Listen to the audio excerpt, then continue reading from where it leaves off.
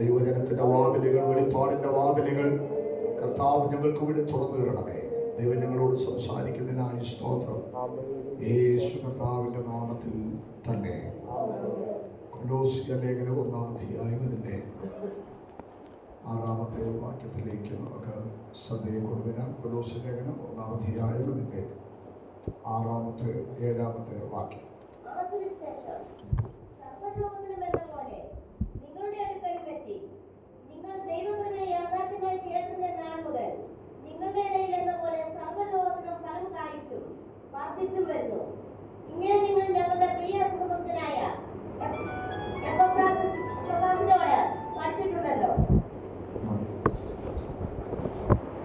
വളരെ പ്രാർത്ഥനയോടെ ഇന്ന് പകൽ എല്ലാവരും ദൈവജനത്തോട് ചേർന്ന ചില സമയങ്ങൾ നമ്മൾ ഒരുമിച്ചായിരിക്കുവാൻ കർത്താവിന് താല്പര്യപ്പെട്ടിരിക്കുന്ന ഈ സമയം നിങ്ങൾക്കത് പ്രയോജനമായും ഉപകാരമായും തീരണമെങ്കിൽ ഒരിക്കലും ഒരു കേൾവിക്കാരെ പോലെ നിങ്ങൾ ദൈവസന്നിധിയിൽ ഇരിക്കരുത്. പ്രാർത്ഥനയോടെ, സ്വീകരണ മനോഭാവത്തോടെ ആത്മീക ശുശ്രൂഷ എപ്പോഴും അനുഗ്രഹമായി തീരുന്നത് കേൾവിക്കാർക്കല്ല. ദൈവത്തിൻ്റെ വചനം കേട്ട് ആ വചനം ഏറ്റെടുക്കുന്ന നിലത്തെ കുറിച്ച് പറഞ്ഞിരിക്കുന്നത് നല്ല നിലമെന്നാണ്. സ്തോത്രം. ബാക്കി എല്ലാ നിലത്തെ കുറിച്ച് പറഞ്ഞിരിക്കുന്നത് അവർ വചനം കേട്ടു, പക്ഷെ അതിന് നല്ല നിലവും തന്നെ പറഞ്ഞിരിക്കുന്നത് വഴിയരികിലെന്നും മുള്ളിനിടയിലെന്നും പാറയുടെ ഇടയിൽ വീണ വ്യക്തിയുടെ സമമായ വ്യക്തികളെന്നാണ് പറഞ്ഞിരിക്കുന്നത്. എന്നാൽ ദൈവത്തിൻ്റെ വചനം കേട്ട് അത് സ്വീകരിക്കുന്ന ഹൃദയമാണ് അവൻ നല്ല നിലവെന്ന് പറയുന്നത്. അവിടെയാണ് വചനത്തിൻ്റെ റിസൾട്ട് ഉണ്ടാകുന്നത്. നമ്മൾ 30, 60, 100 മേനി എന്നൊക്കെ പറയുന്ന ആ വചനത്തിൻ്റെ ഭയങ്കര ഫലം, വചനത്തിൻ്റെ ഭയങ്കര റിസൾട്ട് ഉണ്ടാകുന്നത് ആ ഇടത്ത് മാത്രം വീണ വചനമെന്ന വിത്തിന്റെ ശക്തിയാണ്. ഞാൻ ആത്മീക ശുശ്രൂഷയിൽ 10-20 വർഷങ്ങളായി കർത്താവ് ഇങ്ങനെ ഓടിച്ചുകൊണ്ടിരിക്കുകയാണ്. ഒരു സത്യവും അപ്പോൾ തന്നെ വേദനയോടെ ഒരു കാര്യം ഞാൻ പറയാം. ദൈവവചനത്തിൻ്റെ യഥാർത്ഥ ഫലം ഒരു പ്രാർത്ഥനയിൽ അനുഭവിക്കുന്നത് ചുരുങ്ങിയ വ്യക്തികളാണ്. വിരളിലെണ്ണാകുന്നവർ മാത്രമാണ് ഒരു പ്രാർത്ഥനയിൽ ദൈവവചനത്തിന്റെ ശരിയായ ഫലം അനുഭവിക്കുന്നത്. സ്തോത്രം. അതുകൊണ്ട് നിങ്ങളിവിടെ ഈ കസേരയിൽ ഒന്ന് ഇരുന്നു എന്നതുകൊണ്ടും ഈ പായ്ക്കകത്ത് ഒന്ന് ഇരുന്നു എന്നതുകൊണ്ടും ഒന്നും നടക്കത്തില്ല, ഒന്നും സംഭവിക്കത്തില്ല. നമുക്ക് തന്നെ വിലയിരുത്തിയാൽ അറിയാമല്ലോ എത്ര വർഷം കൊണ്ട് നമ്മൾ ഇതിനകത്ത് നിൽക്കുന്നവരാണ്. ശരിക്കും എന്ത് നമ്മൾ നടന്നിട്ടുണ്ടോ നമുക്ക് തന്നെ അറിയാം. സ്തോത്രം. അതുകൊണ്ട് വലിയ പ്രതീക്ഷയോടെയും ആഗ്രഹത്തോടെയും ദൈവജനത്തോടുള്ള അല്ലെങ്കിൽ ആ വചനങ്ങൾ നിങ്ങളുടെ ഹൃദയത്തെ സ്പർശിക്കത്തക്ക രീതിയിലുള്ള ഒരു വളരെ പ്രാർത്ഥനയോടെ നിങ്ങളായിരുന്നാൽ മാത്രമേ ഈ പകൽക്കാലത്തെ ശുശ്രൂഷയും നിങ്ങൾക്കൊരു വിടുതലിന് കാണാമായി തീരത്തുള്ളൂ. ഇല്ലെങ്കിൽ ഒരു ഒഴുക്കിനകത്ത് ഇങ്ങനെ പോകാം, ഒരു ഒഴുക്കിനകത്ത് പോകാം. കീബോർഡ് വായിക്കുമ്പോൾ ആ ഒഴുക്കിനകത്ത് ഇങ്ങനെ പോകാം. പ്രസംഗിക്കുന്നവരുടെ ആ പ്രസംഗത്തിൻ്റെ ഉണർവനുസരിച്ച് ഒരു ഒഴുക്കിനകത്ത് പോകാം. അതിനപ്പുറമായ ഒരു ആത്മീക അനുഭവത്തിലേക്കൊന്നും നമുക്ക് എത്താൻ കഴിയത്തില്ല. കൈ അടിക്കാൻ പറയുമ്പോൾ കൈ അടിക്കുന്ന, വാ തുറക്കാൻ പറയുമ്പോൾ വാ തുറക്കുന്ന, അന്യഭാഷ പറയാൻ പറയുമ്പോൾ അന്യഭാഷ പറയുന്ന ഒരു സാധാരണ നിലവാരം. അതിനപ്പുറമായിട്ട് എത്തണമെങ്കിൽ അതിന് വിശേഷമായൊരു ദൈവിക വിടുതൽ നമ്മുടെ അതിൽ സംഭവിക്കപ്പെട്ടേ പറ്റൂ. അതൊക്കെയാണ് ഉപവാസ പ്രാർത്ഥനയിൽ നടക്കപ്പെടേണ്ടത്. അതിലേക്ക് ദൈവാത്മാവ് നിങ്ങളെ കൊണ്ടുവരുമെന്ന് ഞാൻ ആത്മാർത്ഥമായി പ്രാർത്ഥിക്കുകയും ആഗ്രഹിക്കുകയും ചെയ്യുക. സ്തോത്രം. അവൻ പൗലോസ് തൻ്റെ കരങ്ങളിലൂടെ തന്നിലൂടെ രചിക്കപ്പെട്ട, എഴുതപ്പെട്ട ഒത്തിരി ലേഖനങ്ങൾ വേദപുസ്തകത്തിനകത്തുണ്ട്. അവൻ പൗലോസ് എന്നാൽ താൻ സ്ഥാപിച്ച സഭകൾക്ക് വേണ്ടി എഴുതിയ ലേഖനങ്ങളാണ് കൂടുതലും. എന്നാൽ താൻ സ്ഥാപിക്കാത്ത സഭകൾക്ക് എഴുതിയ 2 ലേഖനങ്ങളെ കുറിച്ച് വേദപുസ്തകം പറയുന്നു. അതൊന്ന് റോമൻ സഭയ്ക്ക് എഴുതിയ ലേഖനവും 2 കൊലോസിയ സഭയ്ക്ക് എഴുതിയ ലേഖനവുമാണ്.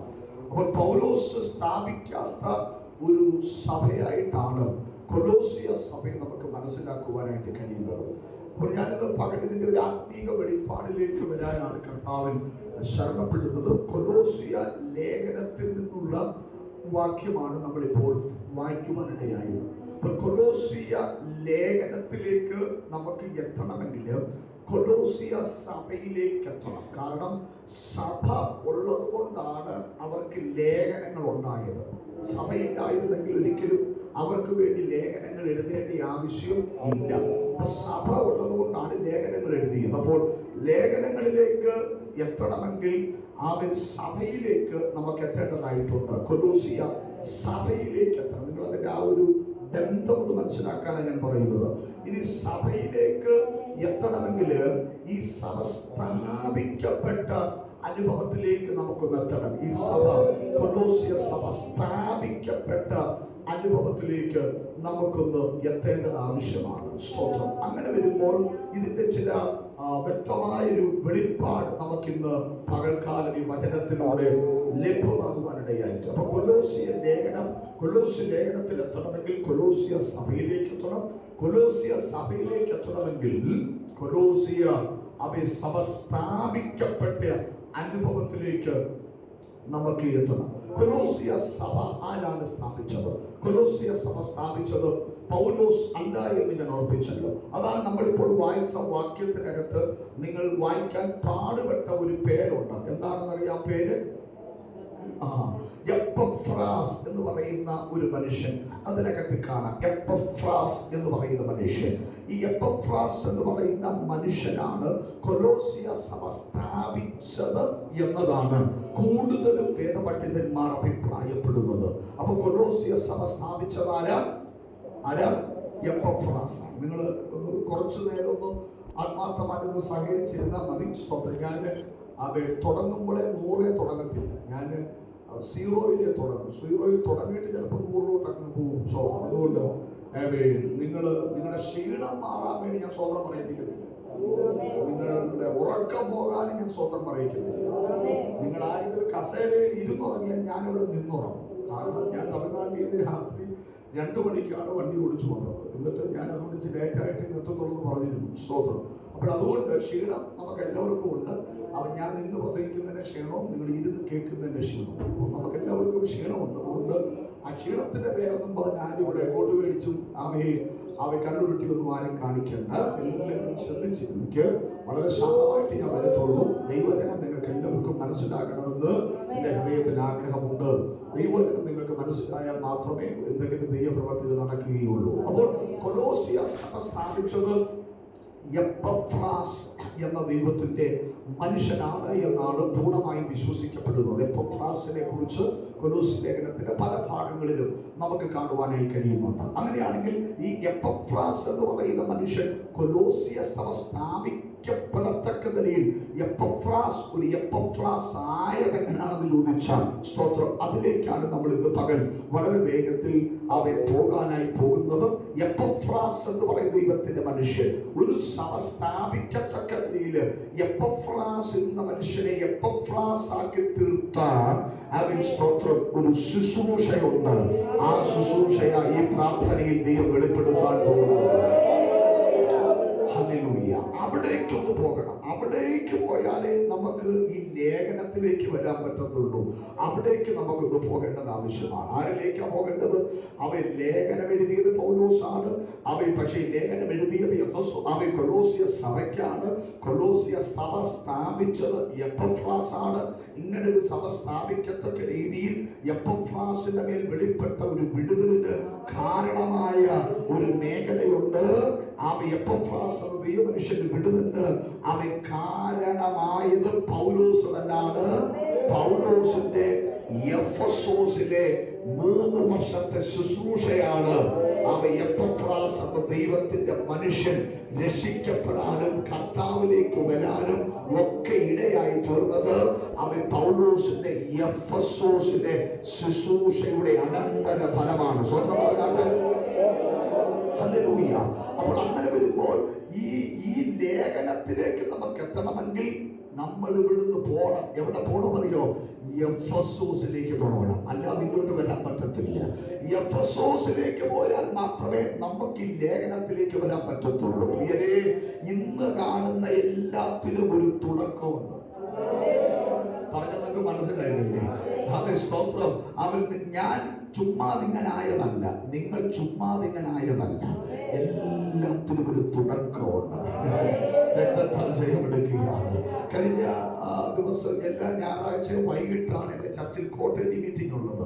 എല്ലാവരും ഏകദേശം കിട്ടുന്നത് ആ ഒരു സമയമായതുകൊണ്ട് എല്ലാ ഞായറാഴ്ച വൈകിട്ട് വീടുകളിലെ പ്രാർത്ഥന ഉള്ളത്. അപ്പോൾ വീടുകളിലെ പ്രാർത്ഥനയ്ക്ക് ഞാൻ കുറച്ച് സമയങ്ങളെ വലിയ അവസാനം എടുക്കത്തുള്ളൂ. ചർച്ചിലെ സഹോദരന്മാർക്ക് ഞാൻ ലിസ്റ്റ് ഇട്ടിട്ടുണ്ട്. ഒരുമാതിരി എഴുന്നേറ്റ് ഇരുന്ന് ഒന്നും അല്ലെങ്കിൽ ഒരു അധ്യായമെങ്കിലും വായിച്ച് ഇരിക്കാൻ പറ്റുന്നെന്ന് തോന്നുന്ന കുറച്ച് സഹോദരന്മാർ ലിസ്റ്റ് ഇട്ടിട്ടുണ്ട്. അവര് ഇങ്ങനെ എഴുന്നേറ്റ് അവിടെ പ്രാപ്തിക്കനുസരിച്ചുള്ള കാര്യങ്ങൾ പറയും. അപ്പോൾ ഇച്ചിരി കൃപയൊക്കെ ഈ ദിവസങ്ങളിൽ കിട്ടിത്തുടങ്ങിയ ഒരു സഹോദരനുണ്ട്. കൃപയൊക്കെ ഇച്ചിരി കിട്ടിത്തുടങ്ങി, പക്ഷെ 5 പൈസയ്ക്ക് പരിജ്ഞാനമില്ല.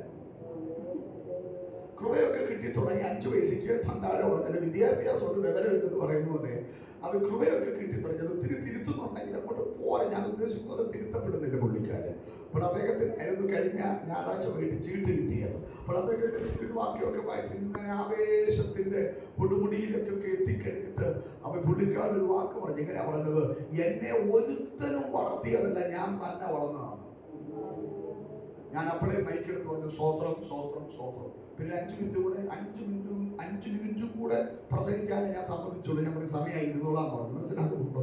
അപ്പൊ കാരണം സ്തോത്രം. എന്നിട്ട് ഞാൻ എഴുന്നേറ്റ് പറഞ്ഞു, ഒരു കുഞ്ഞും സ്വയമേ ജനിക്കുന്നില്ല, ഒരു കുഞ്ഞും സ്വയമേ വളരത്ത. അഹങ്കാരത്തിൽ എന്ന് പറഞ്ഞത് നികളത്തിൽ നിന്ന് പറഞ്ഞത്.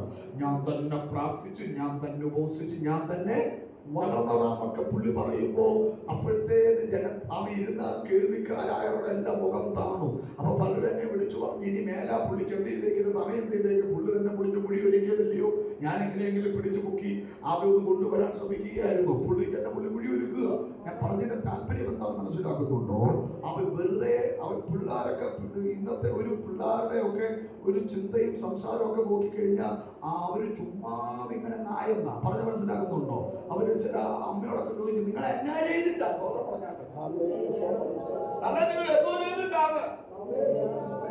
കാര്യം അവര് ആകാശത്ത് ചുമ്മാതെ പൊട്ടിനോട് താഴെ വീഴുന്നോണ്ടാ. അത് ഇത് മനസ്സിലാക്കണമെങ്കിലേ സ്വോത്ര കല്യാണമൊക്കെ കഴിച്ച് ഒരു കുഞ്ഞിനെ ഉദരത്തിലൊക്കെ ഒന്ന് ആക്കി സ്വോത്ര അതിനൊക്കെ ഒന്ന് ജനിപ്പിച്ച് വളർത്തുമ്പോ മനസ്സിലാകും എന്തോ ഈ പറഞ്ഞതിനെ ആഴമെന്നുള്ള കാര്യം. പറഞ്ഞത് മനസ്സിലാക്കുന്നില്ല.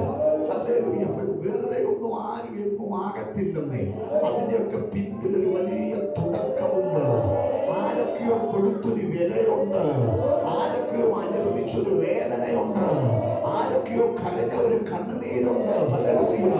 അതൊന്ന് തിരിച്ചറിയാൻ കണ്ണുകൾ ഉയർത്തുന്നെങ്കിൽ അവൻ ഇന്ന് പകൽക്കാലം വെറുതെ ഇരിക്കത്തില്ല. ഒത്തിരി സ്തോത്രങ്ങൾ പറയാനിടയായിത്തീരും. ഒന്നുകൂടെ ഞാൻ പറയാം, എപ്പഫ്രാസേ, ഒത്തിരി കടപ്പാടുകളുള്ളവനാണ് എന്ന് മറക്കരുത്. ഇവിടെ ഇരിക്കുന്ന ദൈവമക്കളെല്ലാം ഓർത്തോടെ, നമ്മളെല്ലാം ഒരുപാട് പേർക്ക് കടപ്പാടുകളുള്ളവരാണ്. കടപ്പാടുകളില്ലാത്ത ഒരാൾ പോലും ഇവിടെയില്ല. പക്ഷെ ഉയർച്ചയിലോ വളർച്ചയിലോ എവിടെയോ ഈ കടപ്പാടുകൾ മറന്നു പോയെങ്കിൽ അത് അപകടമാണെന്ന് ഞാൻ ആത്മാവിൽ പറയട്ടെ. ചിലർ പറയും, എനിക്ക് കർത്താവിനോട് മാത്രമേ കടപ്പാടുള്ളൂ. അല്ല, കർത്താവ് മുഖാന്തരമാക്കി മാറ്റിയ ഒത്തിരി പേര് നമ്മുടെ മുൻപിലുണ്ട്. യേശു മുഖാന്തരമാക്കി തീർത്ത ഒരുപാട് പേര് നമ്മുടെ മുമ്പിലുണ്ട്. അവരോടൊക്കെ കടപ്പെട്ടവരാണ്.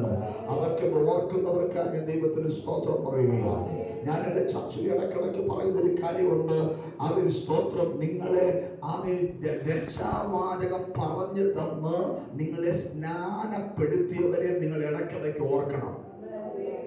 മനസ്സിലാവില്ല പറഞ്ഞത്? എന്നിട്ട് അവരെ വല്ലപ്പോഴും ഒക്കെ ഒന്ന് വിളിക്കണം. പറ്റുമെങ്കിൽ വല്ലപ്പോഴും ഒക്കെ ചെന്ന്, വർഷത്തിൽ ഒരിക്കലെങ്കിലും ചെന്ന് ആ ദൈവദാസനെ കണ്ട് ഒരു ചെറിയ സ്വോത്രാഴ്ച ആ ദൈവദാസന് കൊടുക്കണം. ഭയങ്കര അനുഗ്രഹമാണ്. പക്ഷെ ഇന്നത്തെ ഒരു പെന്തക്കോസുകാരുടെ ഒരുമാതിരി സ്വഭാവം പറഞ്ഞാൽ ഞങ്ങളുടെ കൊട്ടാരക്കര ഭാഷയെ പറഞ്ഞാൽ ചെല്ലുന്നിടം പിയോയാണ്. മനസ്സിലായി? ചെല്ലുന്നിടം പിന്നെ ഒന്നുമില്ല, പഴയതുമില്ല, ഒന്നുമില്ല. അതുമില്ല ഇതുമില്ല, ആ ഒരു പോക്ക. പറഞ്ഞ് മനസ്സിലാക്കുന്നുണ്ടോ? പലരും ഇവിടെ നിന്നൊക്കെ പലയിടത്തോട്ട് പോകുമ്പോൾ ഞങ്ങളോട് ഇങ്ങനെ പറഞ്ഞിട്ട് പോകും, ആരെ മറന്നാലും ആരെ മറന്നാലും മറക്കത്തില്ല. മറക്കാൻ പറ്റുമോ എന്നാ ചോദിക്കുന്നത്? ആരെ മറന്നാലും ബിന്ദു ജോൺ പാസ് എങ്ങനെ? അങ്ങനെ പറഞ്ഞവരെല്ലാം മറന്നിട്ടുണ്ട്. പക്ഷെ ഒന്നും മിണ്ടാതെ പോയവരൊന്നും മറന്നിട്ടില്ല. ചിലരൊത്തിരി വാചകമൊന്നും അടിക്കുന്നില്ല, പക്ഷെ അവർ ചെയ്ത് കാണിക്കും. ഈ വാചകം അടിക്കുന്നതിനകത്തല്ല കാര്യം, ചെയ്ത് കാണിക്കണം. പറഞ്ഞത് മനസ്സിലാക്കുന്നവർക്കായി സ്വന്തം പറയും. ഞാൻ ഈ പ്രാക്ടിക്കൽ ലൈഫിൽ ഒത്തിരി പ്രാധാന്യം കൊടുത്ത് സൂക്ഷിക്കുന്നവരാണ്. അത് ഉണർവ് മാത്രമൊന്നുമല്ല, ചിലതെന്ന് പകൽ മുറിഞ്ഞിട്ടേ പോത്തുള്ളൂ. ചിലതിനെ കീറി ഇന്ന് പകൽക്കാലം നമുക്ക് ഉപ്പും മുളകും വെച്ചും വിടും. സ്വന്തം പറഞ്ഞാട്ടെ, അല്ലെങ്കിൽ ഇതെല്ലാം കൂടെ ചേരുമ്പോഴേ ഒരു ആത്മീക ശുശ്രൂഷയാകത്തുള്ളൂ. ഹല്ലേലൂയ. മനസ്സിലാക്കുന്നവർക്കായി സ്വന്തം. മധുരം തന്നെ തിന്ന നീ ചത്തുപോകും. മധുരം തന്നെ തിന്ന നീ ചത്തുപോകും. നിന്റെ ശരീരത്തിന് മധുരം വേണം, നിന്റെ ശരീരത്തിന് എരി വേണം, നിന്റെ ശരീരത്തിന് പുളി വേണം. മനസ്സിലാക്കുന്നുണ്ടോ? ഇതെല്ലാം ശരീരത്തിനകത്ത് വന്നാലേ ഒരു ശരീരത്തിന് വളർച്ചയ്ക്ക് പ്രാധാന്യം ഉണ്ടാകും എന്നതുപോലെ എല്ലാം ഒരു ആത്മീക ശുശ്രൂഷയ്ക്കകത്ത് ആവശ്യമാണ്. Hallelujah, hallelujah. അപ്പോൾ ശ്രദ്ധിച്ചു കേൾക്കണേ. അപ്പോൾ എഫെസോസിന്റെ പൗലോസിന്റെ മിനിസ്ട്രിയിലെ പ്രോഡക്റ്റ് ആണ് എപ്പഫ്രാസ്. ഹല്ലേലൂയ. അങ്ങനെയാണെങ്കിൽ അവൻ പൗലോസിന്റെ എഫെസോസിലെ മിനിസ്ട്രിയിലേക്ക് നമുക്കൊന്ന് വളരെ പോകേണ്ടത് ആവശ്യമാണ്. ഒരു ദൂത് കൂടെ ഞാൻ ആത്മാവിൽ പറയട്ടെ. ഈ എഫെസോസിൽ നിന്ന് ഏകദേശം 160 കിലോമീറ്റർ അകലെയാണ് കൊലോസിയ പട്ടണം സ്ഥിതി ചെയ്യുന്നത്. ജയമെടുക്കുകയാണ്. ഞാൻ പറഞ്ഞത് പൗലോസ് കൊലോസിയ പട്ടണത്തിൽ പോയി ഒരു സഭ സ്ഥാപിച്ചതല്ല. പിന്നെയോ എഫെസോസിലെ പൗലോസിന്റെ മിനിസ്ട്രി, സ്തോത്രം, മിനിസ്ട്രിയിലൂടെ വിടുവിക്കപ്പെട്ടവനെ ദൈവം കൊലോസിയുടെ വിടുതലിന് വേണ്ടി ഉപയോഗിച്ചു. അങ്ങനെയെങ്കിൽ ഇവിടെ നടക്കുന്ന പ്രാർത്ഥന ഇവിടെ മാത്രമല്ല. ഇവിടെ നടക്കുന്ന പ്രാർത്ഥനയുടെ വിടുതലുകൾ ദേശങ്ങൾക്കപ്പുറമായി, ഗ്രാമങ്ങൾക്കപ്പുറമായി, പട്ടണങ്ങൾക്കപ്പുറമായി, ഭൂഖണ്ഡങ്ങൾക്കപ്പുറമായി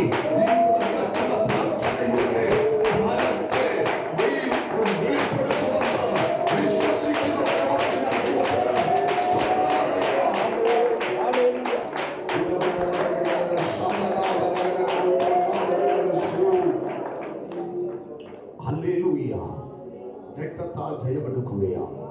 ശ്രദ്ധിച്ചു കേൾക്കുക. പൗലോസിന്റെ 3 വർഷത്തെ എഫെസോസിലെ മിനിസ്ട്രിയിലേക്ക് നമ്മളൊന്ന് വരികയാണ്. വളരെ പ്രയോജനപ്പെടുന്ന തലങ്ങളിലേക്ക് ഇന്ന് പകരാത്മാവ് കൊണ്ടുപോകട്ടെ. സ്തോത്രം. അങ്ങനെയാണെങ്കിൽ അവൻ പൗലോസിന്റെ എഫെസോസിലെ പൗലോസിലൂടെ പൗലോസ് ചെന്ന ഒരുപാട് പ്രധാനപ്പെട്ട സ്ഥലങ്ങൾ വേദപുസ്തകത്തിനകത്തുണ്ട്.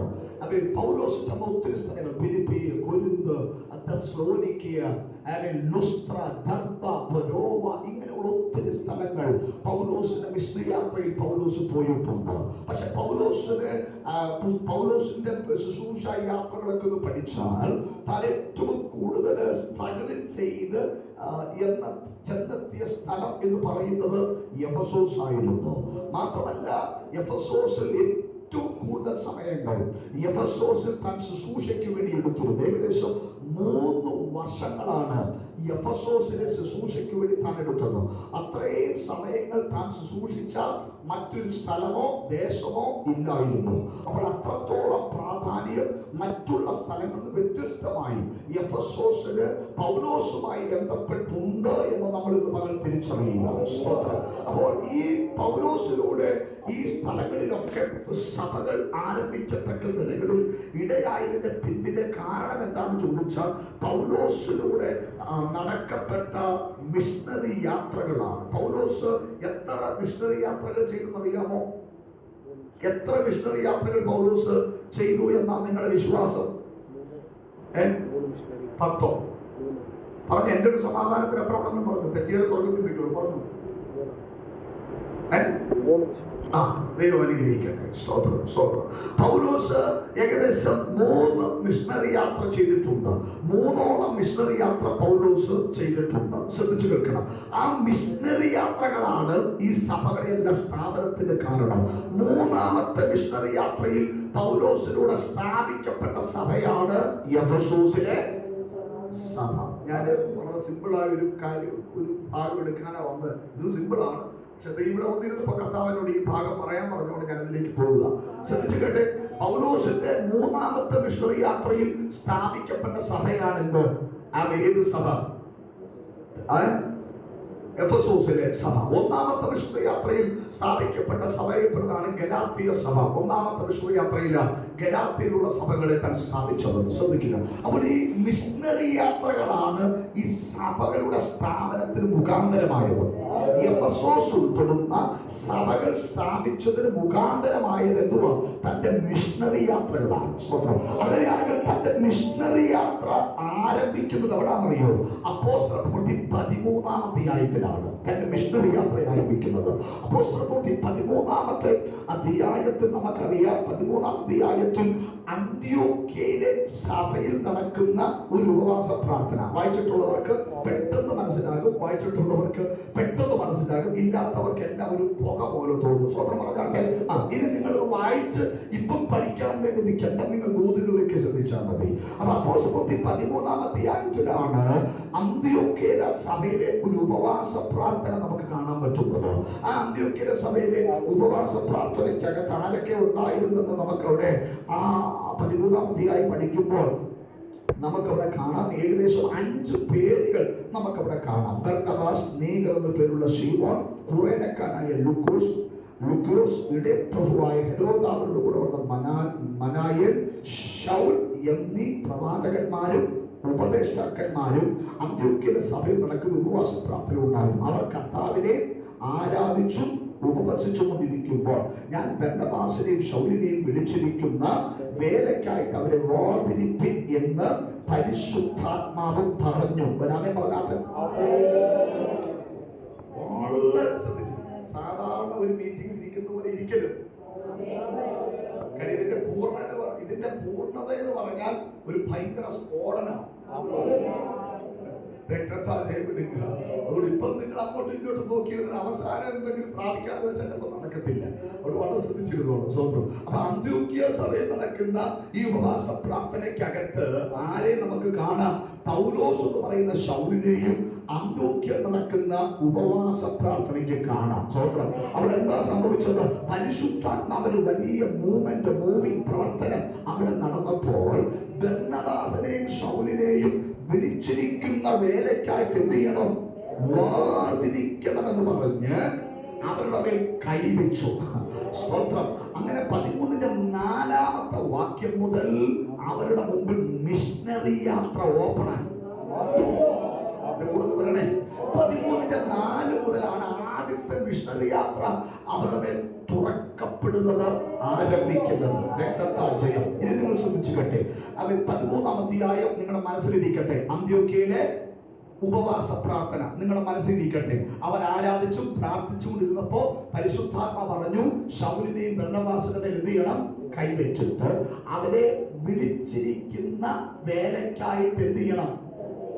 രക്തത്താൽ. അപ്പൊ എന്തിനു വേണ്ടി ഇവരെ വിളിച്ചോ അതിനു വേണ്ടി ഇവരെ വേർതിരിക്കണം. സ്വന്തം പറഞ്ഞാൽ ഹല്ലേലൂയ.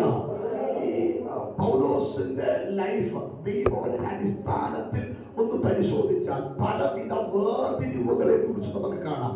പലവിധ വേർതിരിവുകൾ. സ്തോത്രം. എഫേസ്യ ലേഖനം നിങ്ങൾ എടുക്കണ്ട, നിങ്ങൾ ഇവിടെ ശ്രദ്ധിച്ചാൽ മതി. നിങ്ങൾ എടുക്കണ്ട, നിങ്ങൾ എന്നെ ഒന്ന് ശ്രദ്ധിച്ച് ഞാനൊന്ന് പറഞ്ഞു വിട്ടോളാം. കാരണം ഞാൻ ഈ കാര്യങ്ങൾ പറയുമ്പോൾ നിങ്ങൾ വചനം വായിക്കാനും പഠിക്കാനും ഒക്കെ നിന്ന് കഴിഞ്ഞാൽ നിങ്ങൾക്കൊന്നും മനസ്സിലാകത്തില്ല. അതുകൊണ്ട് ഞാനൊന്ന് പറഞ്ഞു വിടാം. നിങ്ങൾ ശ്രദ്ധിച്ചാൽ മതി. എഫേസ്യ ലേഖനം 1-ന്റെ 4-ാം വാക്യത്തിൽ പൗലോസ് പറയുന്നു, അവൻ ലോകസ്ഥാപനം മുതൽ അവൻ എന്നെ എന്ത് ചെയ്തു? അവൻ ലോകസ്ഥാപനത്തിന് മുൻപിൽ അവൻ എന്നെ തെരഞ്ഞെടുത്തു എന്ന് പറയുന്ന അവൻ ഒരു വാക്യം എഫേസ്യ ലേഖനം 1-ന്റെ 4-ാമത്തെ വാക്യത്തിൽ കാണാം. ലോകസ്ഥാപനം മുമ്പേ അവൻ നമ്മെ എന്ത് ചെയ്തു? തെരഞ്ഞെടുത്തു. പൗലോസിന്റെ മേലുള്ള 1-ാമത്തെ തെരഞ്ഞെടുപ്പാണ് ലോകസ്ഥാപനത്തിന്. ലോകസ്ഥാപനത്തിന് മുമ്പ് അവൻ നമ്മെ എന്ത് ചെയ്തു? തെരഞ്ഞെടുത്തു. അപ്പൊ 1-ാമത്തെ തെരഞ്ഞെടുപ്പ് നമ്മെ തെരഞ്ഞെടുത്തല്ല, തന്നെ മാത്രമല്ല നമ്മെ കൂടെ ചേർത്ത. അപ്പൊ ദൈവം നമ്മളെ തെരഞ്ഞെടുത്തു. തെരഞ്ഞെടുത്തത്. വിശ്വാസിയായിട്ടോ ദൈവവൈതലായിട്ടോ അഭിഷക്തനായിട്ടോ കൃപാവര പ്രാപ്തനായിട്ടോ അവ എന്ത് ശുശ്രൂഷയിലുമാകട്ടെ എന്ത് കാര്യത്തിലുമാകട്ടെ ദൈവം നമ്മളെ തെരഞ്ഞെടുത്തത് ലോകസ്ഥാപനത്തിന് മുൻപാണ്. അമ്മയുടെ ഉദരത്തിൽ ഉരുവാകുന്നതിന് മുൻപാണ്. Before the creation of the വേൾഡിന് മുൻപാണ് അവൻ നമ്മളെ തെരഞ്ഞെടുത്തത്. മൂന്നാമത്തെ തെരഞ്ഞെടുപ്പ് ഇവിടെ സംഭവിച്ചു. ഗലാത്യർ 1:15 വാക്യം മുതൽ വായിക്കുമ്പോൾ അവൻ ജനനം മുതൽ എന്നെ തെരഞ്ഞെടുത്തു എന്ന് വായിക്കുന്നു. രണ്ടാമത്തെ തെരഞ്ഞെടുപ്പ് എവിടെ മുതലായിരുന്നു? ജനനം മുതലായിരുന്നു. ജനനം മുതൽ അവനെ തെരഞ്ഞെടുത്തു. അവൻ ലോകസ്ഥാപനത്തിന് മുൻപേ എന്നെ തെരഞ്ഞെടുത്തവൻ. അവൻ ജനനം മുതൽ എന്നെ തെരഞ്ഞെടുത്തു. ഹല്ലേലൂയ. അവൻ ജനനം മുതൽ എന്നെ തെരഞ്ഞെടുത്ത ആ തെരഞ്ഞെടുപ്പ് കഴിഞ്ഞിട്ട് പിന്നീട് നമ്മൾ കാണുന്നത് 9-ാമത്തെ അധ്യായത്തിൽ, അപ്പോസ്തലപ്രവൃത്തി 9-ാമത്തെ അധ്യായത്തിൽ മാനസാന്തരത്തിന് വേണ്ടി അവൻ നമ്മളെ തെരഞ്ഞെടുത്തു. മനസ്സിലാകുന്നുണ്ടോ? സ്തോത്രം. എന്തിനാ പൗലോസിനെ കർത്താവ് തെരഞ്ഞെടുത്തത്? പൗലോസിനെ എന്തിനാ കർത്താവ് തെരഞ്ഞെടുത്തത്? എന്തിനാ തെരഞ്ഞെടുത്തത്? അപ്പോസ്തലപ്രവൃത്തി 9-ാമത്തെ അധ്യായം എടുത്തേ. അപ്പോസ്തലപ്രവൃത്തി 9-ാം അധ്യായം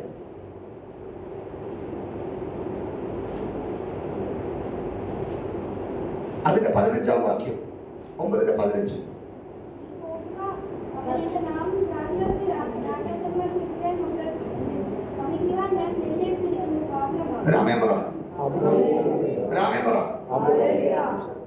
ലോകസ്ഥാപനത്തിന് മുൻപേ ശൗൽ എന്ന മനുഷ്യരെ ദൈവം തെരഞ്ഞെടുത്തത് എന്താ? എന്തിനാ? ജാതികൾക്കും രാജാക്കന്മാർക്കും ഇസ്രായേൽ മക്കൾക്ക് മുമ്പിൽ എന്റെ നാമത്തെ വഹിക്കാൻ ഞാൻ എന്ത് ചെയ്തിരിക്കുന്നു? ഈ തെരഞ്ഞെടുപ്പ് എന്നാ വന്നേ? നിങ്ങൾക്ക് മനസ്സിലാകുന്ന ഭാഷ പറഞ്ഞാൽ പൗലോസിന്റെ അപ്പനും അമ്മയും കല്യാണം കഴിക്കുന്നതിന് മുമ്പേ. കടലോളം കിടക്കിയ സാധനം. പൗലോസിന്റെ അപ്പനും അമ്മയും കല്യാണം കഴിക്കുന്നതിന് മുമ്പ്, ലോകസ്ഥാപനം എന്ന് പറഞ്ഞ 31-1 മുമ്പ്,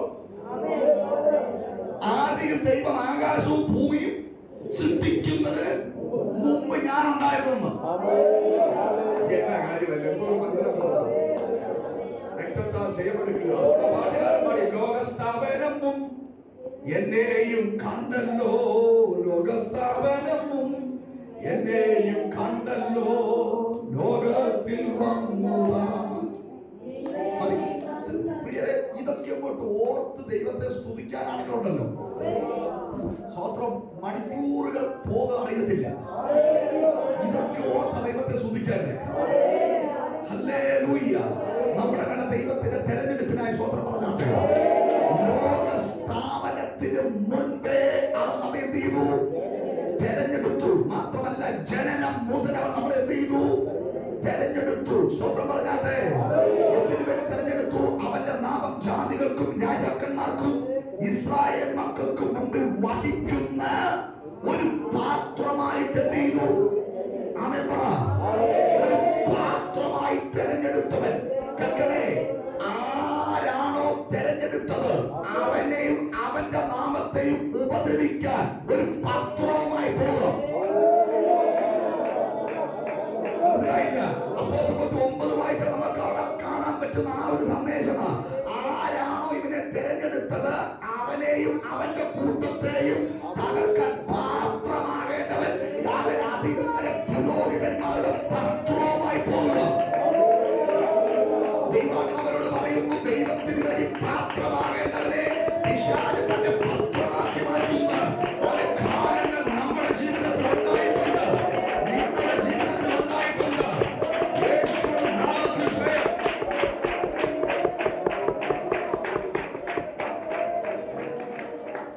Praise the Lord. നിങ്ങൾ ശ്രദ്ധിച്ച്, എന്നെ ഭയങ്കരമായി പിടിച്ചുപിടിക്കുക ചില മേഖലകളുണ്ട്. ഈ സ്തേഫാനോസിനെ കൊല്ലുന്നവരുടെ കൂട്ടത്തിൽ വസ്ത്രത്തിന്റെ കാവൽക്കാരനായിട്ടിരിക്കുന്ന മനുഷ്യനെ കണ്ടോ? സ്തേഫാനോസിനെ കൊല്ലുവാനുള്ളവരുടെ കൂട്ടത്തിൽ വസ്ത്രത്തിന്റെ കാവൽക്കാരനായി ലോകസ്ഥാപനത്തിന് മുമ്പേ ഉപദേശിയാകാൻ ദൈവം കണ്ടവൻ. നിങ്ങൾക്ക് മനസ്സിലായില്ല? ലോകസ്ഥാപനത്തിന് ദൈവത്തിന്റെ പാത്രമാകാൻ തമ്പുരാൻ കണ്ടവൻ കൊല്ലുന്നവരുടെ കൂട്ടത്തിരിക്കുക. നിന്നെ കുറിച്ച് ദൈവത്തിന് പദ്ധതിയുണ്ടെങ്കിൽ, നിന്നെ കുറിച്ച് ദൈവത്തിന്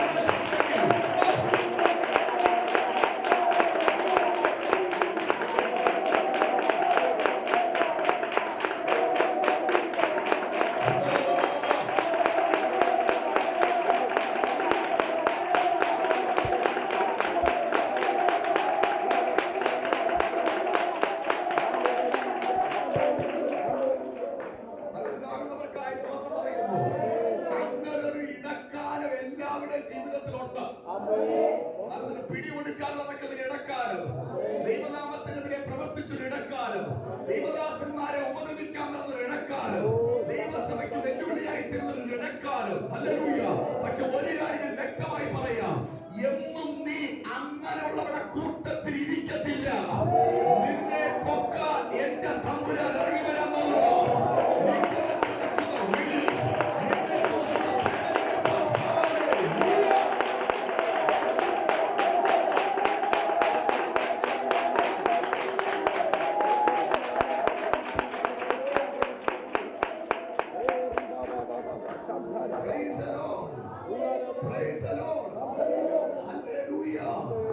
കണ്ടോ, അവനിപ്പോൾ ആ ഒരു അനുഭവത്തിലൂടെ യാത്ര ചെയ്യുമ്പോൾ ഇവനെ കുറിച്ചുള്ള ദൈവത്തിന്റെ ലോകസ്ഥാപനത്തിന് മുമ്പുള്ള തെരഞ്ഞെടുപ്പ് ഇവനെ നടക്കേണ്ടതിന് 9-ാമത്തെ ആയത്തിൽ പള്ളി പുരോഹിതന്മാരുടെ അധികാരപത്രം പിടിച്ച് ഈ വക മാർഗക്കാരെ ദമസ്കോസിൽ നിന്ന് പിടിച്ചു കെട്ടി യെരൂശലേമിൽ കൊണ്ടുവന്ന് കൊന്നുകളയാൻ പദ്ധതിയിടുന്ന ശൗലിന്റെ കുതിരപ്പുറത്തുള്ള യാത്രയിൽ ദൈവത്തിന്റെ അതിശക്തമായ ഇടപെടലുണ്ടായി.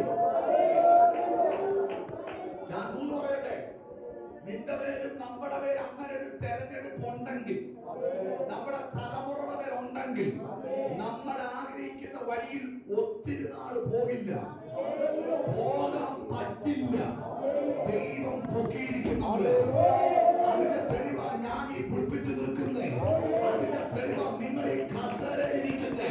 ഒരിക്കലും പിടികൊടുക്കാൻ ആഗ്രഹിക്കാതെ ജീവിച്ച ജീവിത സാഹചര്യത്തിൽ നിന്ന് നിന്നെ പിടിച്ചത് ദൈവമുണ്ട്. ദൈവത്തിന്റെ വെള്ളം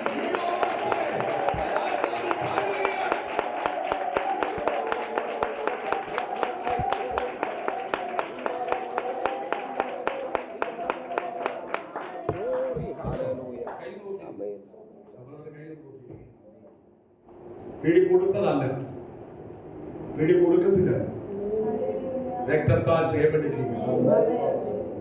എന്നാൽ തമ്പുരാൻ ശൗലിനെ കുതിരപ്പുറത്ത് നടിച്ച് താഴെ ഇട്ടു. കുതിരപ്പുറത്ത് നടിച്ച് താഴെ ഇട്ടു. അപ്പൊ ചിലതൊക്കെ നേരെയാകണമെങ്കിൽ നിൽക്കുന്നിടത്ത് ദൈവം അടിച്ചു തരാതെ താഴെ ഇട്ടു. ഹൈറ്റിലായിരുന്നേ, പക്ഷെ ഇപ്പൊ അവിടെ കിടക്കില്ല, താഴെ കിടക്കില്ല. നിന്നെ താഴെ ഇട്ടായാലും ദൈവം പോകും. താഴെ ഇട്ടെന്ന് മാത്രമല്ല, എന്റെ ഭാഷയിൽ 3 ദിവസം പുള്ളി ICU കിടന്നു. ICU കഴിക്കാനും പറ്റത്തില്ല, കുടിക്കാനും കഴിക്കാനും ഒന്നും പറ്റാത്ത ഒരു ICU ഫെസിലിറ്റിക്കകത്ത് എന്റെ ചിന്തയെ അല്ല 3 ദിവസമായിട്ട് പുള്ളി തിന്നില്ല, തിന്നുകയില്ല, കുടിക്കുകയില്ല. അങ്ങനെ അന്തരീക്ഷത്തിൽ ദൈവം കൊണ്ടുവന്നു. എന്തിനറിയോ? കൊല്ലാനല്ലെന്നേ.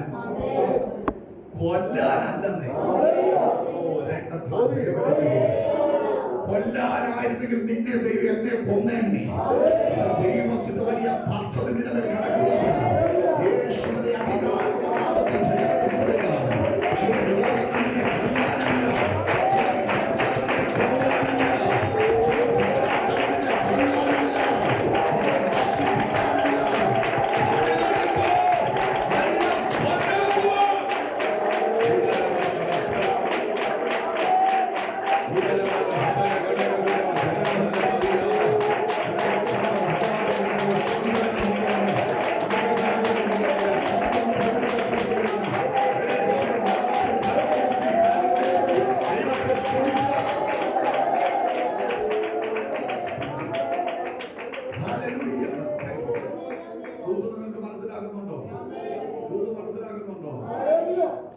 തമ്പുരാൻ നിന്റെ ജീവിതത്തിൽ അനുവദിച്ചിട്ടാണ് നീ ഹൈറ്റിൽ നിന്ന് ഇപ്പൊ റോഡിൽ കിടക്കുന്നതെങ്കിൽ, ചില ഉയർന്ന അനുഭവങ്ങളിൽ നിന്ന് നിന്നെ ദൈവം തള്ളി താഴെ ഇടുന്നത്,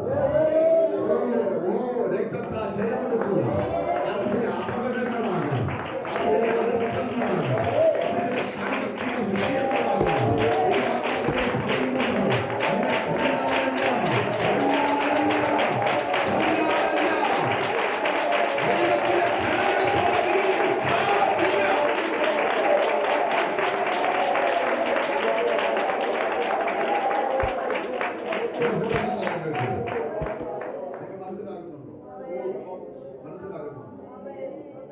ലോകസ്ഥാപനത്തിന് മുമ്പേ നീ എന്താകണമെന്ന് തമ്പുരാൻ ആ പുസ്തകത്തിൽ എഴുതിയിരിക്കുന്നെങ്കിൽ പിശാച് പറഞ്ഞാൽ അത് വെട്ടത്തില്ലെന്ന്.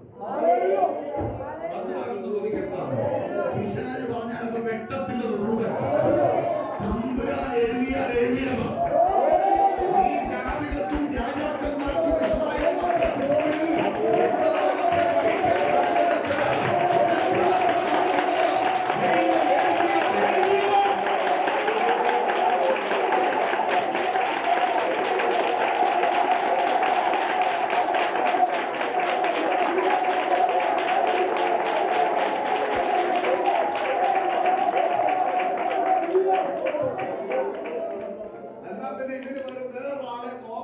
എന്ന് പറയുന്നതല്ല ദൈവം.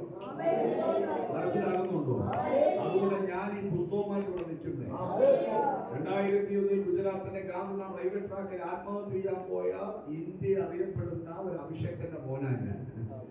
എന്റെ പിതാവിനെ ദൈവം ഉപയോഗിച്ചൊരു കാലഘട്ടമൊക്കെ ഇന്ന് കേട്ടാൽ നമ്മൾ ആരും വിശ്വസിക്കത്തില്ല. അത്ര അധികാരത്തോടെ ദൈവകരങ്ങൾ ഉപയോഗിക്കപ്പെട്ട ഒരു ദൈവ മനുഷ്യന്റെ മകനെ പിശാച് കൊണ്ടുപോയി തൊലച്ച് തകർത്ത് തരിപ്പണമാക്കി റെയിൽവേ ട്രാക്കിനകത്ത് പൊട്ടിച്ച് എറിയാൻ വേണ്ടി ശത്രു പദ്ധതി ഒരുക്കി എന്നെ കൊണ്ടങ്ങ് പോയെങ്കിൽ ഇന്ന് രാത്രി ഈ പകൽ ഞാൻ ആത്മാവിൽ പറയാം, സ്വർഗം എന്നെ കുറിച്ച് എഴുതി ഒരു എഴുത്ത് എന്റെ അപ്പനും അമ്മയെ കല്യാണം കഴിക്കുന്നതിന് മുൻപിട്ട്, ലോക സ്ഥാപനത്തിന് മുൻപിട്ട് ജോണിനെ കുറിച്ച് സ്വർഗം എഴുതിയ ഒരു എഴുത്ത്.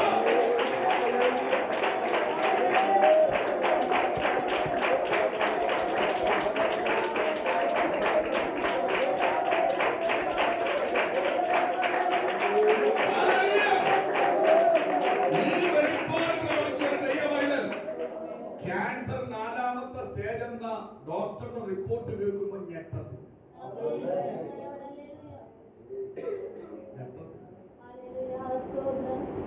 ഇതിനെക്കുറിച്ചുള്ള ദൈവിക പദ്ധതി തീരാതെ നീ 4 അല്ല 10ാമത്തെ സ്റ്റേജ് ആയാലും പോത്തില്ല.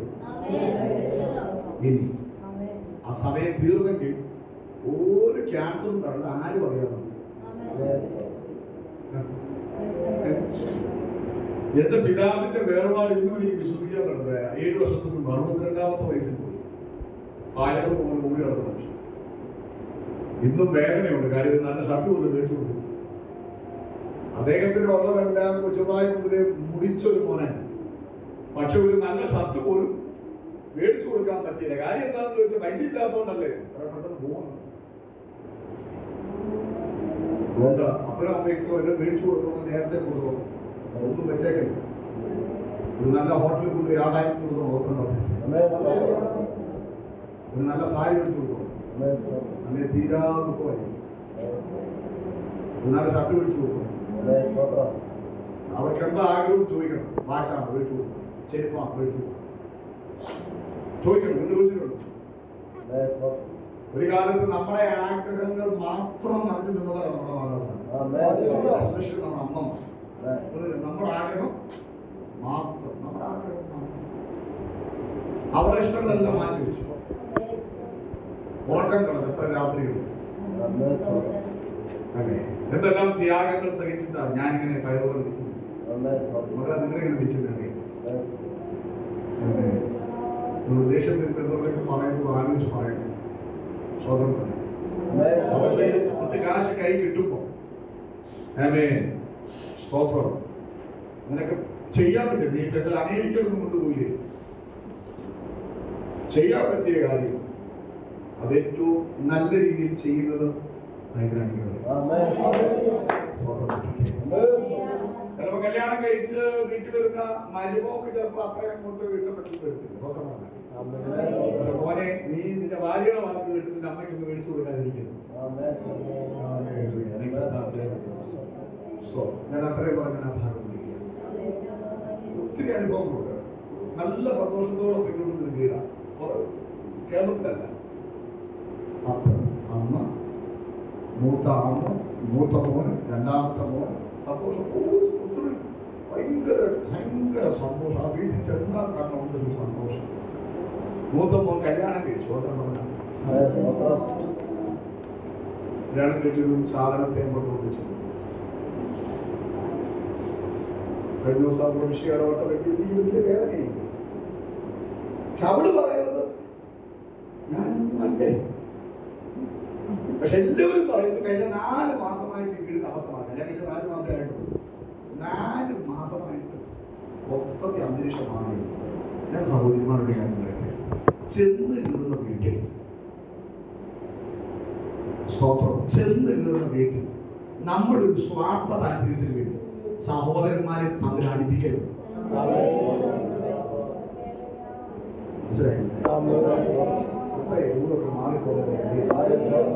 സഹോദരന്മാരെ തമ്മിൽ തെറ്റിക്കരുത്. ഈ ഭർത്താക്കന്മാർ ചില ഇടങ്ങളിൽ നിസ്സഹായരാണ്. അവർക്ക് അമ്മയും മാറ്റി നിർത്താൻ പറ്റത്തില്ല, ഭാര്യയും മാറ്റി നിർത്താൻ പറ്റത്തില്ല.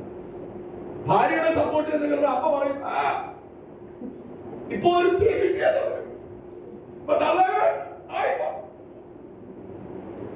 അമ്മയെ സപ്പോർട്ട് ചെയ്ത ഭാര്യ പറയും പിന്നെ കല്യാണം കഴിച്ചിട്ടുണ്ടായിരുന്നല്ലോ, ജീവിച്ചാ പോലെ.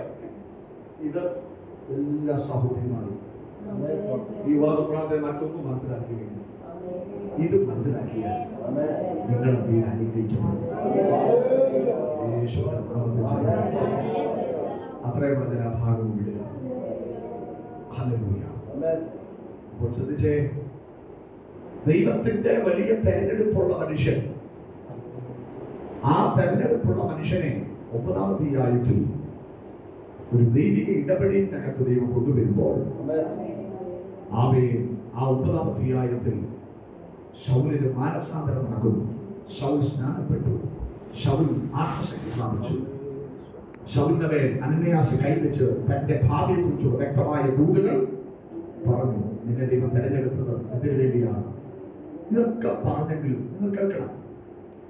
9-ാം അധ്യായത്തിന് ശേഷം നമ്മൾ ഈ പൗലോസിനെ കാര്യമായിട്ട് പിന്നെ കാണുന്നത് 13-ലാണ്.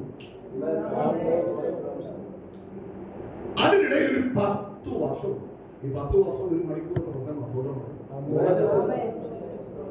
9-ാം അധ്യായത്തിന് ശേഷം 13-ാം അധ്യായത്തിൽ മിഷണറി യാത്ര തുടങ്ങുന്നതിന് ഇടയിൽ ഒരു 10 വർഷമുണ്ട്. ഒന്ന് വായിച്ചേ. 11-ാമത്തെ അധ്യായത്തിന്റെ 25-ാമത്തെ വാക്യം വായിച്ച സമയം എടുക്കുകയാണെങ്കിൽ ഒന്ന് വായിച്ചു. 11-20 എല്ലാവരും ആ വാക്യം ശ്രദ്ധ. ഇതൊക്കെ ചില മർമ്മങ്ങളാണ്. ഇതൊന്നും സാധാരണ കാര്യങ്ങൾ തുടങ്ങുന്ന മേഖലകളല്ല. അപ്പോസ്തലപ്രവൃത്തി 11-25 ഒന്ന് വായിച്ചു.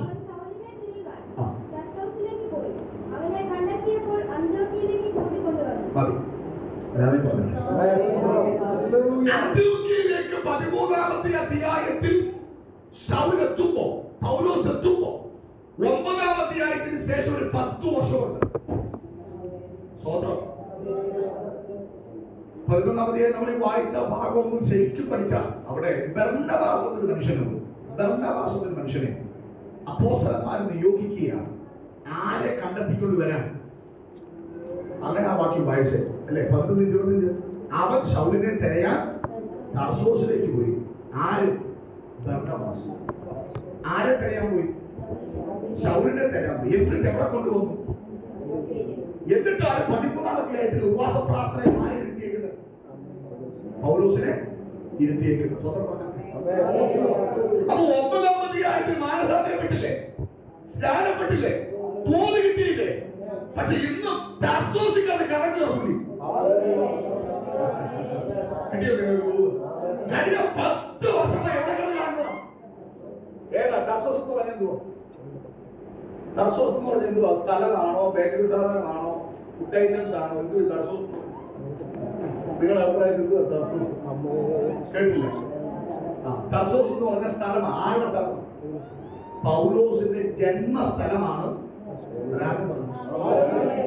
പൗലോസിന്റെ ജനന സ്ഥലമാണ് ടർസോസിലെ കിലിക്കിയ. അവിടെയാണ് ആര് ജനിച്ചത്? പൗലോസ് ജനിച്ചത്. ടർസോസ് എന്ന് പറഞ്ഞാൽ ആ കാലഘട്ടത്തിലെ ഏറ്റവും സാമ്പത്തികമായിട്ടുള്ള ഒരു വലിയ പട്ടണമാണെന്ന് ടർസോസ്. ഗമാലിയലിനെ പോലുള്ള ഒത്തിരി റബ്ബിമാരുള്ള ഒരു സ്ഥലമാണെന്ന് ടർസോസ് എന്ന് പറയുന്ന പൗലോസിന്റെ ജന്മസ്ഥലം എന്ന് പറയുന്നത്. നിങ്ങൾ ദൂത് കേൾക്കുന്നുണ്ടോ?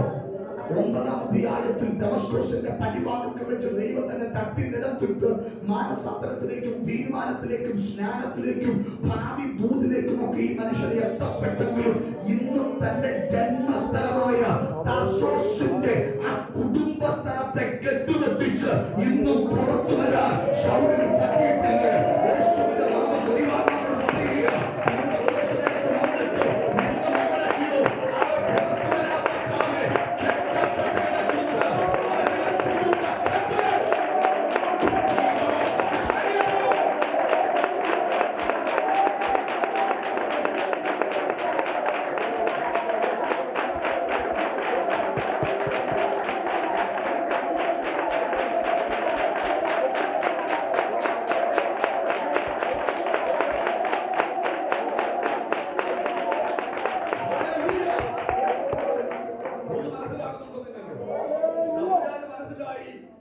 രക്ഷിക്കപ്പെട്ട് സ്നാനപ്പെട്ട് ആത്മശക്തി ഏറ്റെടുത്ത് വലിയ ദൂതുകളും പ്രാപിച്ചിട്ട് ടർസോസിൽ കിടന്ന് കറങ്ങിയാൽ ഈ അപ്പസ്തോലന് സമയം ഉണ്ടാകത്തില്ല. ഇവരുടെ മിഷണറി യാത്രയുടെ കെട്ടുവെക്കണമെങ്കിൽ ടർസോസിന്റെ മേലുള്ള കെട്ടഴിയണം.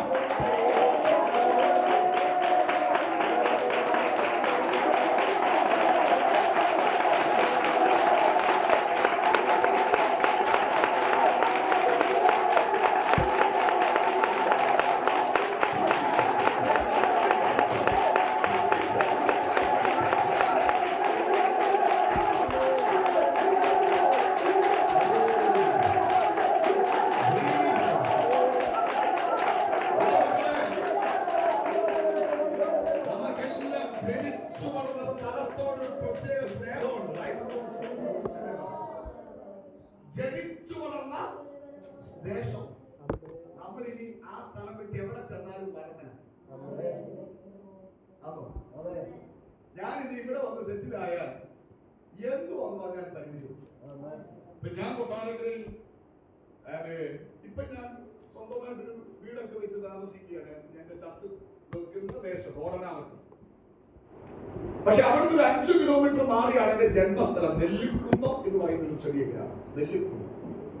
ഞാൻ നെല്ലിക്കുന്ന ജനിച്ചു വളർന്നതല്ല. അപ്പൊ ഈ നെല്ലിക്കുന്നത്ത് ഞാൻ ചെന്ന് ഇന്ന് ഞാൻ താമസിച്ച കുടുംബ വീടിന്റെ ആ ഭാഗത്തൂടെ യാത്ര ചെയ്യുമ്പോ എനിക്ക് കിട്ടുന്നൊരു സുഖമാണ്.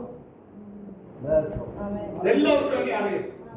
ഞാൻ എങ്ങനെ നടന്നവനാണെന്നറിയാം. ഇപ്പോൾ എന്റെ ജീവിതത്തിൽ ഉയർച്ച അറിയാം. എല്ലാം അറിയാം. സ്തോത്രം. പക്ഷെ ഓരോരുത്തർക്കാർക്ക് എന്നെ ആകെ അറിയാവുന്ന 10 വർഷം കൊണ്ടാണ്. 10 വർഷമായിട്ട് ഞാൻ ലോഗോസ് തുടങ്ങി. 10 വർഷം കൊണ്ട് എന്നെ അറിയാം. ഒത്തിരി പരിമിതികളുണ്ട്. മനസ്സിലാകുന്നു. ഒരുപാട് ലിമിറ്റേഷൻസ് ഉണ്ട്. അതുകൊണ്ട് തന്നെ പ്രത്യേകിച്ച് പ്രായമുള്ളവര് ഒരിക്കലും അവരുടെ സ്വന്തം സ്ഥലം, അവരോട് താമസിച്ച വീടൊന്നും ഭർത്താക്കന്മാർ മരിച്ചാൽ എന്ത് ചെയ്യത്തില്ല, പോകത്തില്ല. എന്റെ പിതാവ് മരിച്ചിട്ട് എന്റെ മാതാവിനെ ഞാൻ അവിടുന്ന് എന്റെ വേറെ നോക്കാനാരുമില്ല. ഞാനോട് എന്റെ ബ്രദർ വിദേശത്താണ്. അപ്പോൾ അതുകൊണ്ട് അവിടുന്ന് 5 കിലോമീറ്റർ ഉണ്ടെങ്കിൽ പോലും അവരവിടെ താമസിച്ചിട്ട് ഞാൻ മറ്റിടത്ത് താമസിക്കുമ്പോ അത് വലിയ ബുദ്ധിമുട്ടായിട്ട് മാറുകയും. സ്തോത്രം. ആദ്യം പറഞ്ഞവരോട് പറഞ്ഞു അത് പറ്റത്തില്ല, പപ്പയുടെ ഓർമ്മയല്ല ഇവിടെ ഉണ്ട്, അതുകൊണ്ട് എനിക്ക് അത് നീ പറയല്ല എന്നോട്, അത് എനിക്ക് ഉൾക്കൊള്ളാൻ പറ്റുന്നുള്ളൂ. ഞാൻ അവസാനത്തിൽ കുറേ കഴിഞ്ഞ് ഞാൻ മമ്മിയോട് ചോദിച്ചു, ശുശ്രൂഷയാണോ വലുത് പപ്പയുടെ ഓർമ്മയാണോ വലുത്? എന്റെ മമ്മി ഭയങ്കര ഭാഗ്യവതിയാണ്. എന്റെ മമ്മി ഭയങ്കര ഭാഗ്യവതിയാണ്.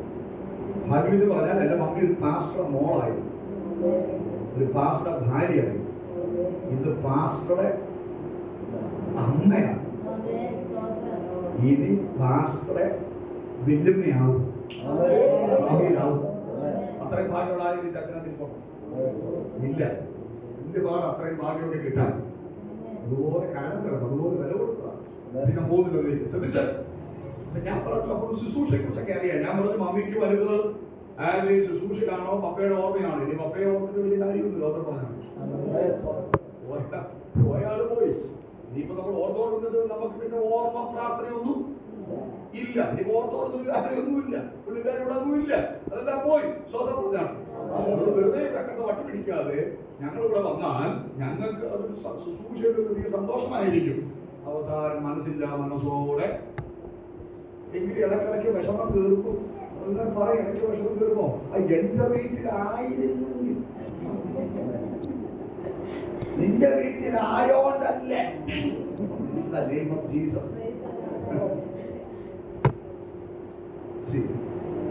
എന്റെ ഭാര്യ അങ്ങനെ മരുമോട് പോലെടുക്കുന്ന ഒരു ഭാര്യയല്ല എനിക്ക് ദൈവം തന്നെ. സ്വതന്ത്രം പറയും. അല്ലെ ഫ്രിഡ്ജിന്റെ ചാവി എടുത്ത് മാറ്റി വെക്കാറില്ല, കിച്ചണിന്റെ സാധനം എടുത്ത് മാറ്റി വെക്കാറില്ല. സ്വതന്ത്രം പറഞ്ഞാണ്.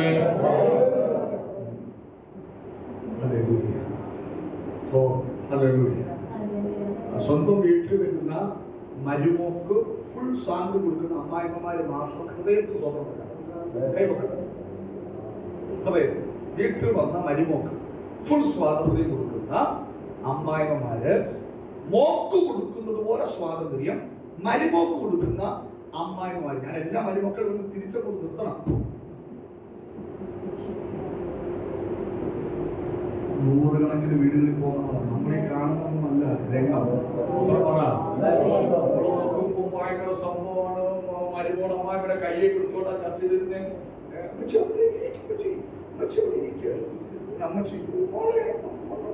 പിടിച്ചേ മോളെ സ്വന്തം പറഞ്ഞാട്ടെ. ഇവിടെ മോളെ പിടിച്ചിട്ട് വീട്ടിൽ ചെന്ന് സ്വന്തം പറയണ്ട.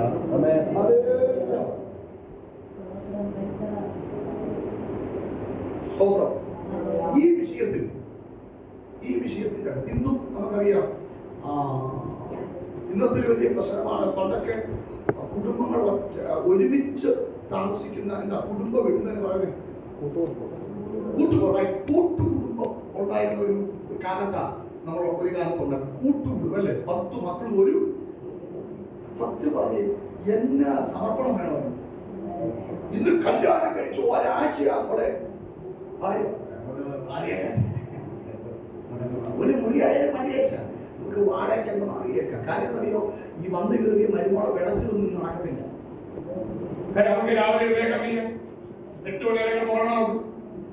ഞങ്ങൾ നോക്കുന്നില്ല. വെളിപ്പാടെന്നാണ് പറയുക. 8 മണി കിടന്നോ ഉറങ്ങണം. ഒരാഴ്ച അമ്മായിമ്മ ചായ ഇട്ടോട് കൊടുത്തു. ഒരാഴ്ച കഴിഞ്ഞപ്പോ അമ്മായിമ്മ മോനെ വിളിച്ച് മാറ്റിയിരുത്തി പറഞ്ഞു, ഞാൻ കുമ്പ് കൊടുക്കും. ഞാൻ കുമ്പ് പറഞ്ഞാൽ അറിയത്തില്ലയോ? ഞാൻ ഗവൺമെന്റ് എടുത്തു. അവളോട് മര്യാദയ്ക്ക് പറ. 8 മണിക്ക് എഴുന്നേക്കാതെ രാവിലെ എഴുന്നേറ്റ് പ്രായമുള്ള എനിക്ക് നല്ല മാന്യതയുള്ള ഒരു പെൺകൊട്ടാണെങ്കിൽ നീ വയസ്സാകാലത്ത് ഈ കാലും കൈയും വയ്യാത്ത അമ്മായിമ്മയുടെ ചായ മേടിച്ച് നാണമില്ലാതെ കുടിക്കത്തില്ല. അനുകൂലമാരെന്താ കേട്ടോ, നാണമുണ്ടെങ്കിൽ അടുത്ത ദിവസം നീ കുടിക്കരുത്. വളരെ കാത്തൊന്നും വിട്ടേക്കും.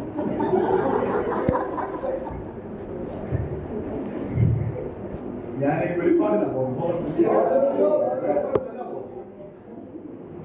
സ്തോത്രം.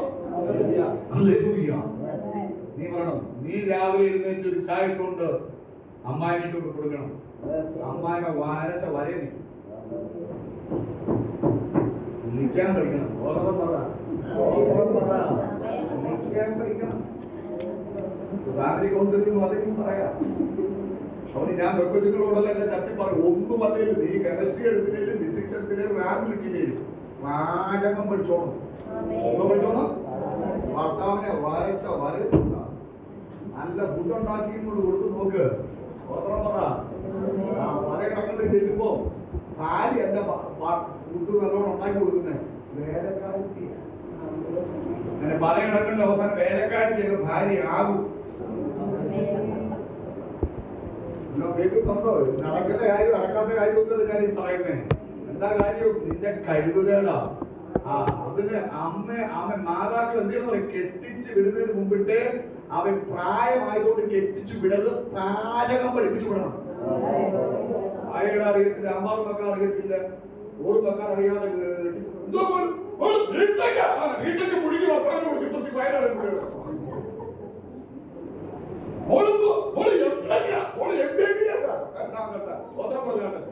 ഞങ്ങൾ വീടുകളെല്ലാം പ്രശ്നം തീർക്കാൻ പോകും. ഒത്തൊന്നും പാചകം അറിയത്തില്ല. വീട്ടക്കും കൂട്ടക്കും ഒന്നല്ല വലുത്. പാചകം പഠിക്കില്ല. ഓത്രം പറ. വീട് വൃത്തിയാക്കി സൂക്ഷിക്കാൻ പഠിക്കില്ല. എന്റെ വൈഫ് ജനിച്ചു പറഞ്ഞ നോർത്ത് ഇന്ത്യയിലെ ഹിമാചലില് ഞാൻ അത്ഭുതപ്പെട്ടു പോയി.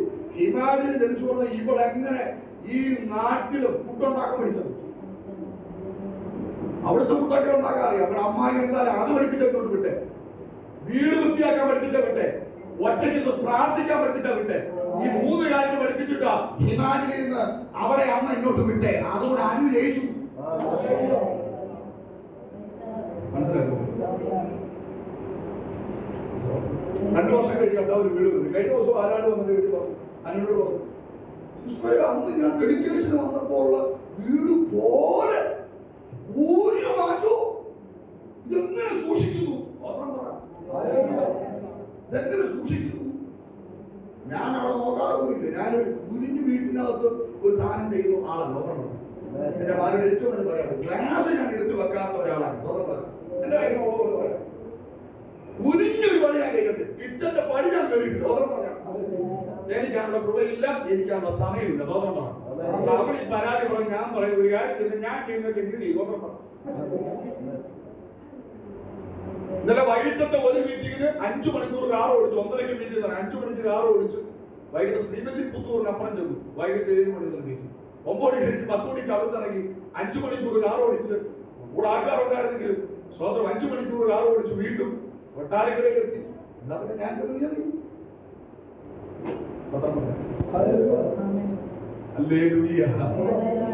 സ്തോത്രം. കാര്യങ്ങളൊക്കെ ഇടക്കിടക്ക് പറഞ്ഞെങ്കിലും പോകണം. എന്നാണ് എപ്പോഴും ഒന്നും കാര്യം നടക്കത്തൊന്നുമില്ല. അല്ല വലയത്തിൽ മാത്രമൊന്നും കാര്യം നടക്കത്തില്ല. കാര്യങ്ങൾ അറിഞ്ഞു പോകണം. അതും പറയാനുണ്ട്. ഈ പല പറയുന്നവരൊക്കെ വീട്ടിൽ പൂക്കുറ്റി അടിയ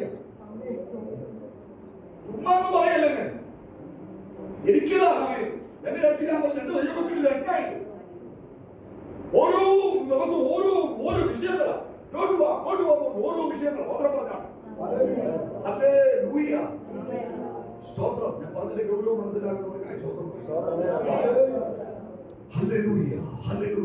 ശ്രദ്ധിച്ച് ആ ദൂതിന്റെ ആഴം നിങ്ങൾ മനസ്സിലാക്കി ദൈവത്തെ സൂക്ഷിച്ചോ. അപ്പൊ സ്വന്തം വീടെന്നൊക്കെ പറഞ്ഞാൽ എല്ലാവർക്കും അങ്ങനെയാണ്. സ്വന്തം പറഞ്ഞാൽ രക്ഷിക്കപ്പെട്ടു, സ്നാനപ്പെട്ടു, ആത്മശക്തി പ്രാപിച്ചു, ഭാവിയെ കുറിച്ചുള്ള ദൂത് കിട്ടിയിട്ടും ഇന്ന് തർസോസ് ചെയ്ത് പോകാൻ പുള്ളിക്ക് ഒരു ബുദ്ധിമുട്ട്. പുള്ളി അവിടെ കിടന്ന് എന്ത് ചെയ്യുക? അവിടെ കിടന്ന് അന്യഭാഷ പറഞ്ഞു അവിടെ കിടന്ന് കറങ്ങുക. ഒരു കാര്യം ഞാൻ പറയട്ടെ, ഇത് 21 എല്ലാ വർഷവും ഉണ്ട്. ഒക്കുമ്പോഴൊക്കെ എന്തുവായി സ്വോത്രം. ഈ 21 ഇരുന്നിട്ട് ഇവിടെ കിടന്ന് കറങ്ങാനാണെങ്കിൽ മനസ്സിലാകുന്നു. ഈ 21 ഇത് കൃപയൊക്കെ പ്രാപിച്ചിട്ട് പിന്നെയും ഇവിടെ തന്നെ കിടന്ന് കറങ്ങാൻ, ഈ ചർച്ചിനകത്ത് തന്നെ നിന്ന് അവൻ അങ്ങോട്ടും ഇങ്ങോട്ടും കൈയടിച്ചു അന്യഭാഷ പറഞ്ഞ് പോകാനാണെങ്കിൽ പ്രാപിച്ചിട്ട് വലിയ കാര്യമൊന്നുമില്ല. നീ പുറത്തിറങ്ങണം.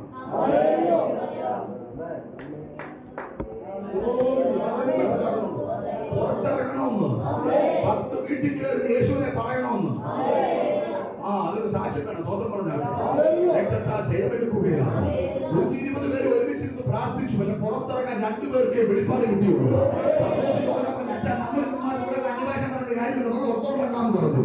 അവര് പുറത്തോട്ടമാണ് പറഞ്ഞപ്പോ ദാണ്ട വഴി ആലയത്തിന് മുറ്റത്തൊരു അമ്മയെ വെല്ലം വരണം പറഞ്ഞിരിക്കും. അവരെ തരാനെന്ന് എഴുതി പോടാ യേശു നമുക്ക് വീട്ടിൽ എന്ന് പറഞ്ഞു. പറഞ്ഞാട്ടെ അവരെ മലയാളികളോട് അവിടെ മുതൽ ശുശ്രൂഷ ആരംഭിച്ചു.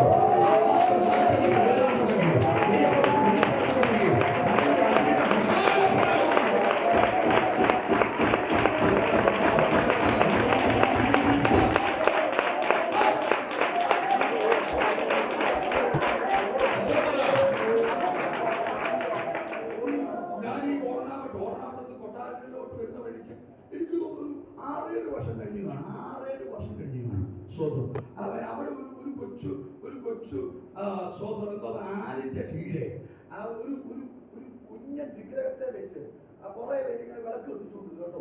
6-7 വർഷം കഴിഞ്ഞു ഇന്നത് വലിയ അമ്പലമാണ്. ഇന്ന് ഭയങ്കര അമ്പലമാണ്, വലിയ ഉത്സവങ്ങളും ഭയങ്കര പരിപാടി ഇന്നവിടെ നടക്കുക. നമ്മുടെ പല സഭകളും നോക്കിക്ക് തുടങ്ങിയപ്പോൾ ഇത്രയുണ്ട്, 50 വർഷം കഴിഞ്ഞപ്പോൾ ഇത്രയുണ്ട്. ഒരു വളർച്ചയില്ല. അത് ശരിയല്ല, ശരിയല്ല. റെഡി. അതുകൊണ്ട് ഞങ്ങളുടെ സഭ വളരാൻ ഒരിടത്തും ഒറ്റയിടത്തും ഇടയൻ ആടിനെ പ്രസവിക്കുന്നതായിട്ട് എനിക്കറിയത്തില്ല. ആടിനെ പ്രസവിക്കുന്നല്ല ആട്. ഏതെങ്കിലും ഇടയന്മാര് പ്രസവിച്ചിട്ടുണ്ടോ? ഞാൻ ഇന്ന് പെറ്റ കുഞ്ഞാണ്.